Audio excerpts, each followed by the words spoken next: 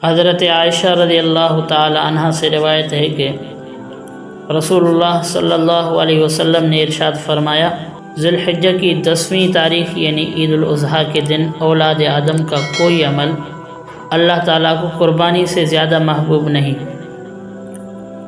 اور قربانی کا جانور قیامت کے دن اپنے سینگوں اور بالوں اور کھروں سمیت زندہ ہو کر آئے گا، اور قربانی کا خون زمین پر گرنے سے پہلے اللہ تعالیٰ کی رضا اور مقبولیت کے مقام پر پہنچ جاتا ہے۔ لہٰذا اے اللہ کے بندو، دل کی پوری خوشی سے قربانیاں کیا کرو۔ قربانی میں حقیقت تو یہ تھی کہ بندہ خود اپنی جان اللہ تعالیٰ کے حضور پیش کرتا،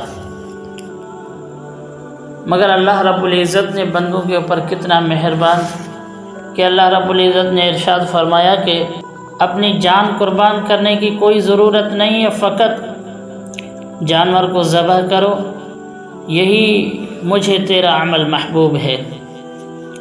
اور ہر سال کی قربانی سے سبق یہ ملتا ہے کہ انسان اللہ تعالیٰ کی رضامندی کے لیے اپنا سب کچھ قربان کر دے تو ایمان کامل ہوگا، ورنہ عبدیت کا اور غلامیت کا حق ادا نہ ہوگا۔ بہت سارے ایسے مسائل ہوتے ہیں جو ہمیں معلوم نہیں ہوتے۔ مثال کے طور پر ذبح کرنے میں چند آدمی شریک ہیں، یعنی جو کسائی ہے وہ بوڑھا ہے، اس کے ہاتھ ہلتے ہیں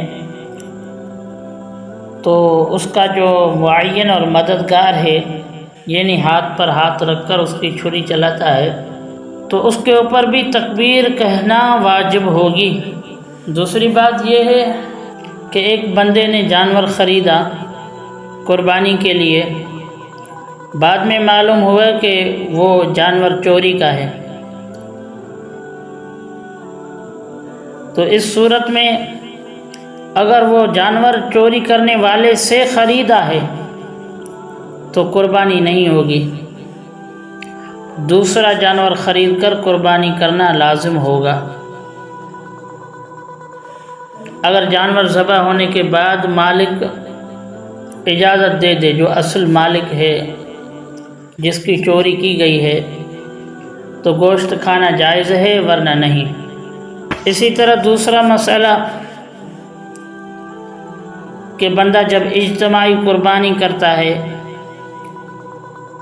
کسی بڑے جانور کے اندر 7 بندے ہیں، تو اس بات کا خیال رکھنا چاہیے کہ حرام آمدنی والے افراد کے ساتھ شرکت نہ ہونی چاہیے، ورنہ قربانی صحیح نہیں ہوگی۔ مسند احمد کی روایت ہے کہ اللہ تعالیٰ پاکیزہ مال ہی کو قبول فرماتے ہیں۔ حرام کی کمائی سے جانور خریدا گیا تو اسے قربانی ہوگی یا نہیں ہوگی؟ تو اس کا جواب بھی یہی ہے کہ قربانی نہیں ہوگی۔ ایسا بندہ اگر جس کے پاس حرام کا پیسہ ہے تو وہ کسی سے بطور قرض لے لے حلال، اور اس رقم سے قربانی کرے۔